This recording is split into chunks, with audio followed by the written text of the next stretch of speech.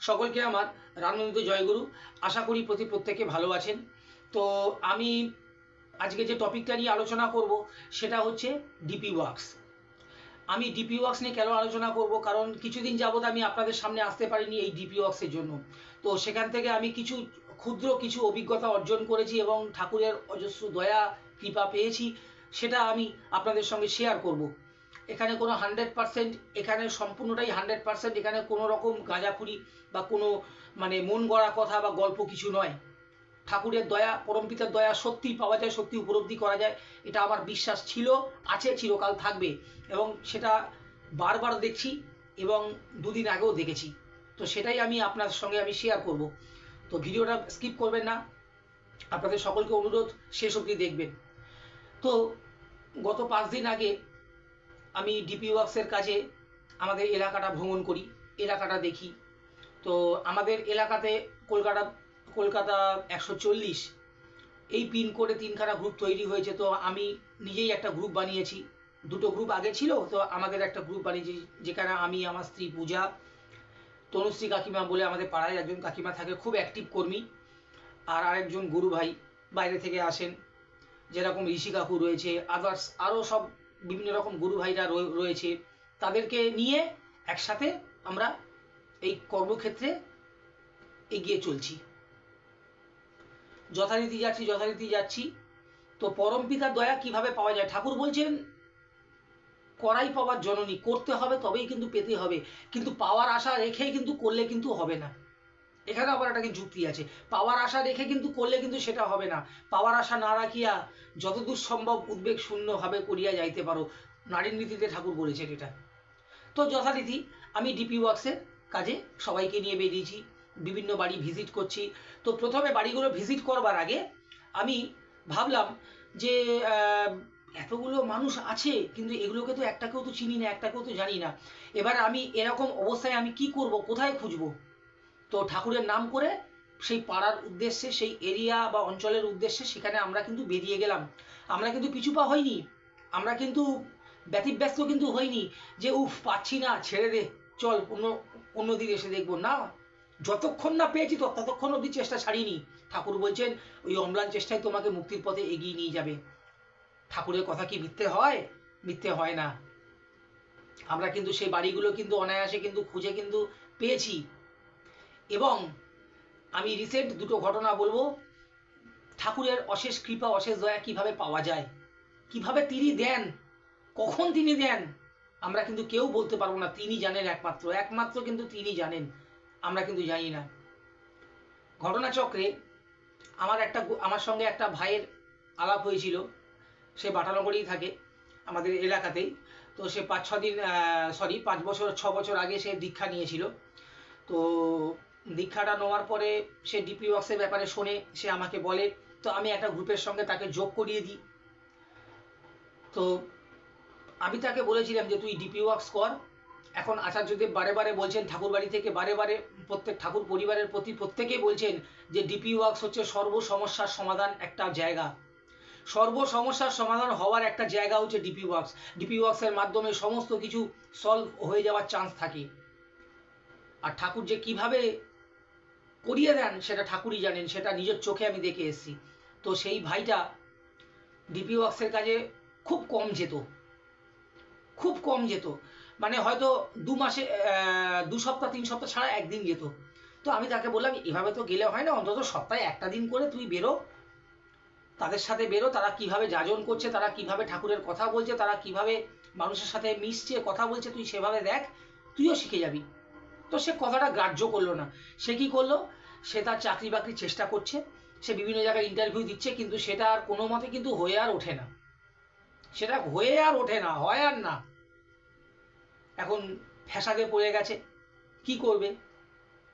তো নানান রকম মন খারাপ। তো 1 সপ্তাহ 2 সপ্তাহ আগে, 1.5 সপ্তাহ আগে আমাকে জানালো যে সুজয়দা, আমি এখনো পর্যন্ত সেভাবে কিছু করে উঠতে পারিনি, এখন কি করা যায় বলো তো, কোন লাইনে গেলে সব থেকে আমার এটা ভালো হবে, ব্যবসা করবো না চাকরি করবো? আমি বললাম যে সব থেকে একটা ভালো কথা বলবো। বলছে কি?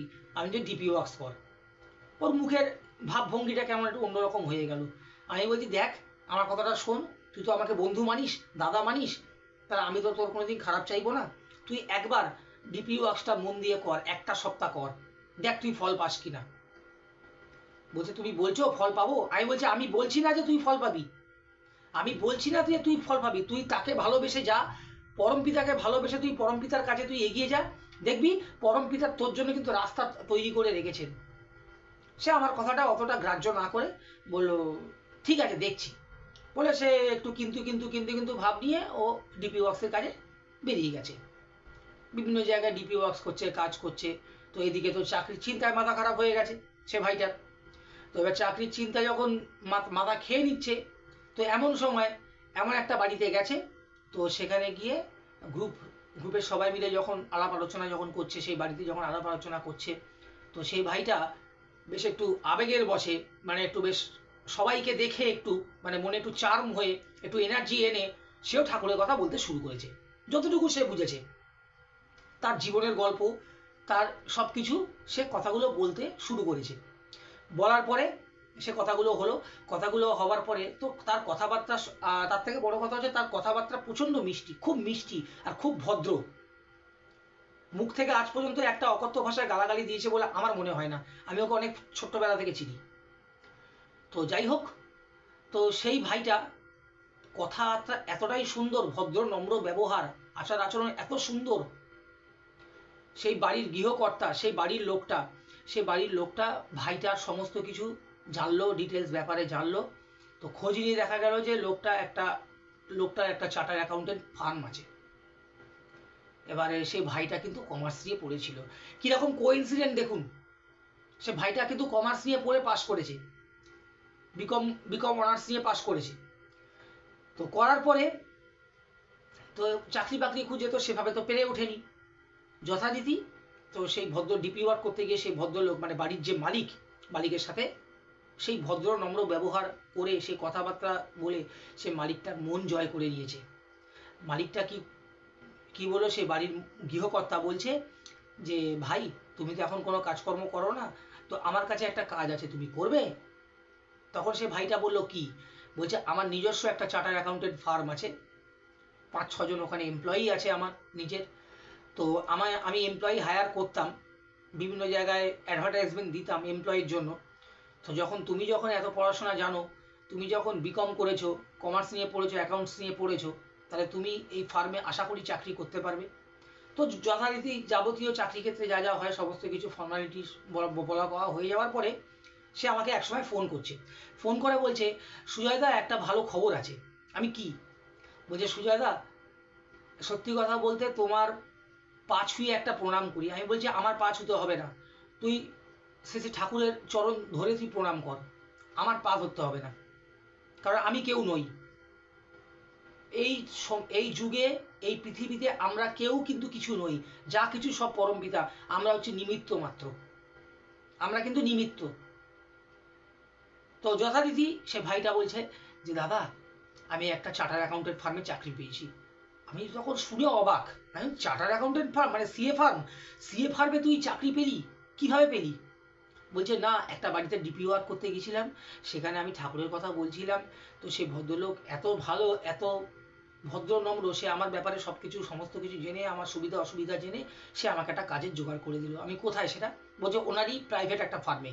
আমি বাহ, খুব ভালো, জয় গুরু বলে আমি তাকে সম্বর্ধনা দিলাম, তাকে কংগ্রেটস জানালাম। তো এই হচ্ছে পরমপিতার দয়া, এই হচ্ছে ঠাকুরের দয়া। ঠাকুর কিভাবে তাকে জোগান দিয়ে দিল। তার একটা চাকরির দরকার, তার একটা কাজের দরকার, সে কর্ম করে খাবে, সেই কর্মটার দরকার, সে কর্মটা কিভাবে সেই মুহূর্তে ঠাকুর তাকে জোগান দিয়ে দিল। সে যদি ওই ডিপি ওয়ার্কসে না যেত, তাহলে কি এই কর্মটা কি তার কি বাড়িতে হেঁটে হেঁটে চলে আসতো? জীবনে আসতো না। পরম পূজ্যপাদ আচার্যদেব এই 100 দিনের দীক্ষা পরিক্রমায় একটা কথা খুব বলেছেন, এই যে হাত পাখা দিয়ে নাড়ার কথা। আমার গরম হচ্ছে, আমি হাত পাখা দিয়ে হাওয়া খাচ্ছি, তবেই কিন্তু হাওয়াটা হচ্ছে। পাখাটা যদি সাইডে রেখে দিই, আমি যদি বলি এই পাখা হাওয়া কর, ও কিন্তু উঠে এসে কিন্তু হাওয়া কিন্তু করবে না। টেবিল ফ্যান আছে, এই যে ওপরে যে ফ্যান ঘুরছে, আমি সুইচ দিয়েছি তবেই কিন্তু ফ্যান ঘুরছে। আমি এখান থেকে বসে বসে বললে যে এই ফ্যান তুই ঘোর, হবে না। ঠাকুর বলছেন করাই পাওয়ার জননী, করতে হবে। সে ভাইটা কিন্তু ডিপি ওয়ার্কস কিন্তু করেছে, আমি যেভাবে যেভাবে বলেছি এবং ঠাকুর বাড়ি থেকে যেভাবে যেভাবে বলা আছে সেভাবে সেভাবে কিন্তু ডিপি ওয়ার্কস কিন্তু করেছে, তাই জন্য কিন্তু সে কিন্তু পেয়েছে। আমি আরেকটা ঘটনা ছোট করে বলছি, সেটা হচ্ছে, এটা আমার নিজের লাইফের ঘটনা, এই দুদিন আগেই হয়েছে। তো আমি বিভিন্ন জায়গায় যাচ্ছি, বিভিন্ন বাড়িতে ভিজিট করছি, সমস্ত কিছু লোকজনকে নিয়ে সমস্ত কিছু ভিজিট করছি। তো ভিজিট করতে করতে হ্যাঁ আমি ভাবছি যে অমুক বাড়িতে, অমুক পাড়াতে, অমুক জায়গায়, অমুক গলি, এগুলো আমি কি করে খুঁজবো, আমি এতগুলো কি পারবো, এতগুলো কি করতে পারবো, এই যে মনের মধ্যে এই যে নেগেটিভ ভাবনাটা আসছে। আমার স্ত্রী আমাকে বললো, সবসময় মনের মধ্যে কিন্তু নেগেটিভ ভাবনা কিন্তু এনো না, ঠাকুর কিন্তু নেগেটিভ পছন্দ করেন না, ঠাকুর কিন্তু পজিটিভ পছন্দ করেন। আমার স্ত্রী আমার থেকে অনেকটাই ছোট, আমার সেই ছোট থেকে কিন্তু আমাকে কিন্তু শিখতে হলো, শেখার কিন্তু কোনো বয়স নেই। আমি যেমন একটা বড় মানুষের থেকে শিখতে পারি, সেরকম আমি কিন্তু একটা ছোট্ট মানুষের থেকেও কিন্তু শিখতে পারি বয়সে। তাই শেখার জন্য কিন্তু ছোট বড় বিচার করলে কিন্তু হবে না। ওই ছোট, আমার স্ত্রী আমার থেকে ছোট বয়সে, তার থেকে কিন্তু আমি আজকে এই জিনিসটা শিখলাম যে কি সবসময় নেগেটিভ ভাবলে হবে না, সবসময় পজিটিভ নিয়ে এগোতে হবে। ঠাকুর সঙ্গে অবশ্যই আছে, নেগেটিভের সঙ্গে কিন্তু ঠাকুর থাকে না, এটা আমাকে বুঝিয়ে দিল। তো যথারীতি চিন্তা ভাবনা করতে করতে এই গলি ওই গলি সেই গলি যাচ্ছি, এই বাড়ি ওই বাড়ি, এই পাড়া ওই পাড়া ঘুরছি সবাই মিলে। এবং কিন্তু সর্বশেষ বাড়িগুলো কিন্তু ঠিকঠাকভাবে কিন্তু খুঁজে কিন্তু পাচ্ছি। আমি পরবর্তী ভিডিওতে আসব যে খুব কুইকলি, খুব তাড়াতাড়িভাবে না পাওয়া বাড়িগুলো কিভাবে পাবেন। খুব তাড়াতাড়ি না পাওয়া বাড়িগুলো, মনে করুন আপনার হাতে একজন 50 জনের লিস্ট আছে, আপনার হাতে 50 জনের লিস্ট আছে, আপনি সেই এলাকাতে গেলেন, সেই এলাকাতে গিয়ে আপনি এ বাড়ি সে বাড়ি ও বাড়ি ঘুরে একে তাকে জিজ্ঞাসা করে আপনি 50টার জায়গায় 5টা বাড়ি খুঁজে পেলেন, বাকি 45টা পেলেন না। আমি আপনাকে একটা ট্রিক বলে দেবো, সেই ট্রিকটা শুনলে আপনি 45টা বাড়ি না পেলেও আপনি 35টা বাড়ি অবশ্যই পেয়ে যাবেন। আমি এই রেশিওতে বললাম, আমি 100% গ্যারান্টি দিয়ে বলছি। তো সেটা আমি পরবর্তী ভিডিওতে আলোচনা করব। তো যথারীতি তো এ বাড়ি সে বাড়ি ও গলি এ গলি আমি ঘোরাফেরা কিন্তু সবাইকে নিয়ে করছি, করতে করতে কিন্তু বাড়িগুলোও কিন্তু খুব কম বেশি করে পাচ্ছি। পেতে পেতে আমি ভাবছি যে এই জিনিসটা করলে কেমন হয়, আমি ওই জিনিসটা করলে কেমন হয়। তো বিভিন্ন রকম ভাবছি, ভাবনা চিন্তা করছি। তো তখন ভাবছি যে আচ্ছা লিস্ট দেখে দেখে তো যাচ্ছি, লিস্ট দেখে দেখে তো সবার বাড়িতে যাচ্ছি, আচ্ছা অনেকের নাম তো হতে পারে যে তাকে আমি চিনি, ঠাকুরের দীক্ষিত, কিন্তু তার নাম লিস্টে নেই, তাহলে সবারটা যখন নিচ্ছি তখন তারটা কেন নেব না। তো যেই না ভাবা অমনি, যেই না চিন্তা করা অমনি ওই কাজে লেগে পড়া। তখন একজনকে জিজ্ঞাসা করলাম যে দাদা এরকম ঠাকুরের দীক্ষিত এখানে আশেপাশে কেউ আছে? তো এ বাড়ি সে বাড়ি আঙুল দেখিয়ে দেখিয়ে বা একবারে ডাইরেকশন বলে দিয়ে সেখান থেকে প্রচুর পরিমাণে মানুষ জোগাড় করতে পেরেছি। তাদের বাড়িতে গেছি, হয়তো জানতে পারলাম তারা খুব অসুবিধায় ভুগছে। কি অসুবিধায় ভুগছে আমাদের তৎক্ষণাৎ, এটা কিন্তু ঠাকুর বাড়ি থেকে অবশ্যই বলে রেখেছেন, আচার্যদেব বলে রেখেছেন, তৎক্ষণাৎ সেখানে বসে কিন্তু শর্ট আউট যতটা পারা যায় ততটাই করা কিন্তু লাগে, যতটা শর্ট আউট করা যায় ততটাই কিন্তু লাগে। এবার আমিও সেইভাবে করলাম, তার কি অসুবিধা হলো, কি সুবিধা হলো, তারা কেমন আছেন কি না আছেন, তার কুশল মঙ্গল, এইগুলো সব জিজ্ঞাসা করতে করতে সেখানেও একটা কিন্তু কাজের কাজ কিন্তু হয়ে গেল। সেখানে একটা নয় দুটো কাজের কাজ হয়েছে। প্রথম হচ্ছে কি, এই যে উপস্থিত বুদ্ধিটা অ্যাপ্লাই করে, আমার কিন্তু উপস্থিত বুদ্ধি সত্যি কথা বলতে সবসময় কিন্তু আসে না, কারণ ঠাকুর যেভাবে নাম ধ্যান করতে বলেছেন সেভাবে কিন্তু আমার নাম ধ্যান কিন্তু করা হয় না। তো যাই হোক, তো উপস্থিত বুদ্ধি আমি ঠাকুরকে স্মরণ করে আমি উপস্থিত বুদ্ধি আমি আনার চেষ্টা করলাম, তো এসছে। কেন না, আমি তার কাজে গেছি, তিনি আমায় কিন্তু যোগান কিন্তু দিচ্ছেন, তিনি কিন্তু আমায় কিন্তু যোগান দিয়ে দিলেন। এটা এই যে মাথায় যে বুদ্ধিটা, এই যে লিস্ট দেখে করছি, লিস্ট যদি লিস্টের বাইরে যারা যারা আছে তারা আমি তাদের কি করব, এই যে না হলে তো আমি তো করতামই না, হয়তো করতাম, হয়তো অ্যাডমিনদের থেকে শুনে এনে হয়তো পরবর্তীকালে গিয়ে করতাম, কিন্তু সেখানে তো পিছিয়ে পড়া হলো, তাই না? তো যাই হোক, সেখান থেকে হলো। তো একটা পরিবারে গেছি, সেখানে অনেক সমস্যা, তার বাবা অসুস্থ, তার বয়স্ক বাবা অসুস্থ, এবারে কিভাবে কি করা যায় কি না করা যায় তার সমস্ত কিছু ডিটেলস নিয়ে তাকে সলিউশন বলে দিয়ে কোন ডাক্তার দেখাবে কি না দেখাবে, কোন কোন ডাক্তার ভালো আছে কলকাতা, সমস্ত কিছু এভরিথিং বলার চেষ্টা করে বলে মানে তাকে বুঝিয়ে টুঝিয়ে দিয়ে আমরা ওখান থেকে বেরিয়ে পড়ি। তো এখানে দুটো জিনিস হলো, একটা জিনিস হলো কি, এই যে একটু আগে ওই ভাইটার একটা বললাম, ভাইটা ডিপি ওয়ার্কসে গিয়ে সে ঠাকুরের দয়াটা পেয়েছে, ডিপি ওয়ার্কসে না গেলে সে ভাইটার ঠাকুরের দয়া পেত না। এদিকে কি হয়েছে, আমরা সেই বাড়িতে গেছি ডিপি ওয়ার্কস করতে, তো সেই বাড়িতে সেই বাড়ির যে আদার্স যারা পাবলিক তারা কিন্তু সলিউশনটা কিন্তু বুঝতে পারছিল না যে কী হবে, আমরা যাওয়ার ফলে কিন্তু সেটা কিন্তু হলো।